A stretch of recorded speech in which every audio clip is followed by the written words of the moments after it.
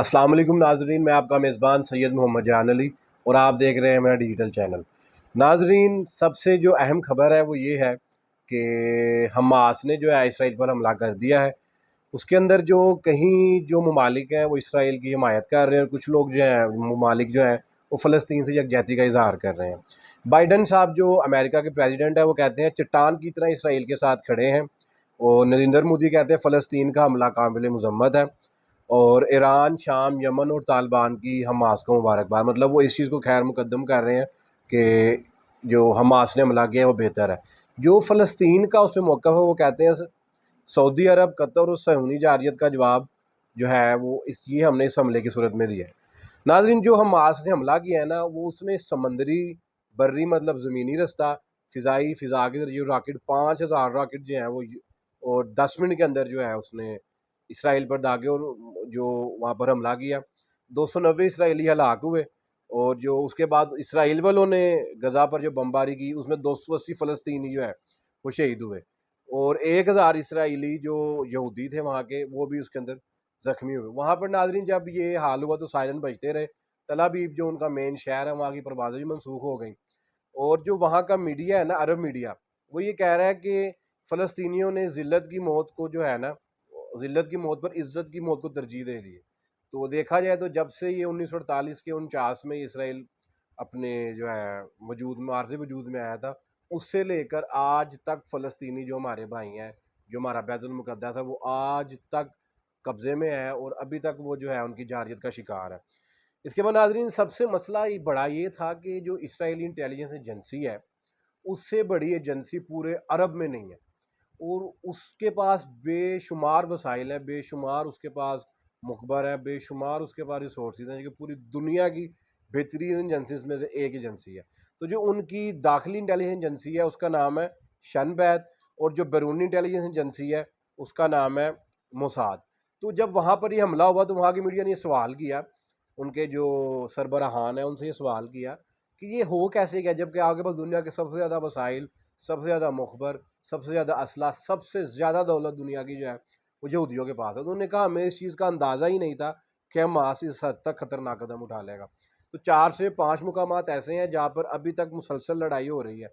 समंदर से भी वो घुस गए हैं, और फ़िज़ा से तो रॉकेट आप अभी तक आप लोग कुछ वीडियोज़ भी देख चुके होंगे, और ज़मीन पर भी लड़ाई जारी है। उसके बाद नाज़रीन, हमारा जो भारतीय वज़ीर-ए-आज़म को उन्होंने उड़ाने का, और जो अहमदाबाद में नरेंद्र मोदी जो स्टेडियम है, जिसमें 14 अक्टूबर को पाकिस्तान और इंडिया का मैच होना है, उसको उड़ाने की धमकी दे दी गई है।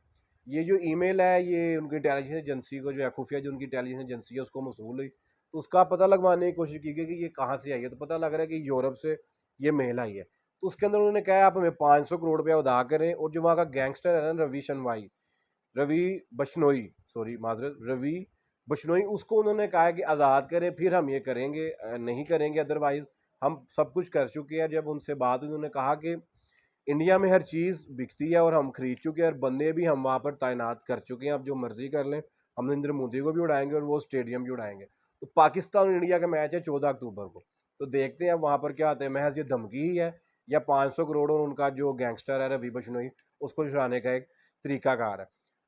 उसके बाद नाजरीन, फेसबुक अकाउंट है बरतानिया का ना, बरतानवी फेसबुक अकाउंट है जो कि क्रिकेट के शायक ने उसको हैक कर लिया और इमरान खान की रिहाई का मुतालबा कर दिया। बहुत बड़ा एक प्लेटफॉर्म है जिसको उन्होंने हैक कर लिया और कहा ये मुतालबा ये किया जा रहा है कि इमरान खान को रिहा करो। तो उसके ऊपर ये है कि अब एक ये भी कहा गया कि जो शायकीन जो थे क्रिकेट के पाकिस्तान से जाना चाहते थे, जिनमें कुछ तो डकी भाई टाइप और बड़े तरह के शायकीन, चाचा बशीर है एक बाकायदा अमेरिका से इंडिया आया, तो उसके साथ जो वहाँ पे सलूक हुआ उसे झंडा छीन लिया गया, उसको नारे लगाने पर मना किया गया कि उसके बाद जब उससे बात हुई तो उसको यही कहा गया जनाब के मेरा तो लिबास ही पाकिस्तान झंडे की तरह मलबूस है, क्या मेरा ये भी उतरवा लेंगे।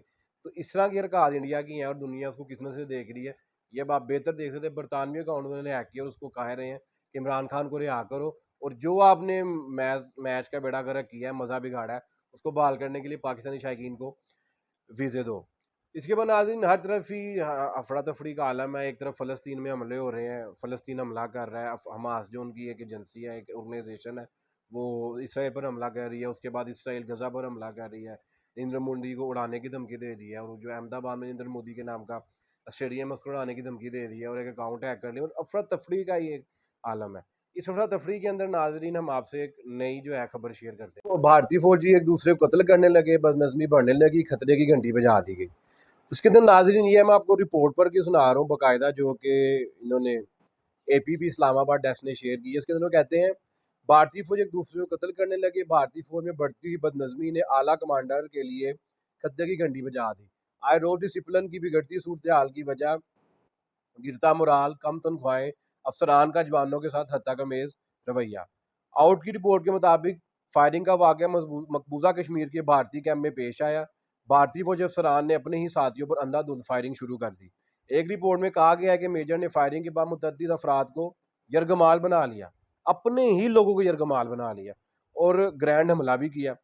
टाइम्स ऑफ इंडिया की रिपोर्ट, वहाँ की बड़ी मोतबर ये अखबार है, वो कहती हैं कि फायरिंग और ग्रेनेड धमाके के नतीजे में 5 से ज़ायद अफसरान और सिपाही शदीद ज़ख्मी हुए। जो आलमी नशरियाती इदारा राइटर्स, ये बड़ा एक ऑथेंटिक इदारा है, ये कहता है कि माजी में भी भारतीय फ़ौज में कत्ल गारत के बेशुमार वाक़यात जो हैं वो रिपोर्ट हो चुके हैं।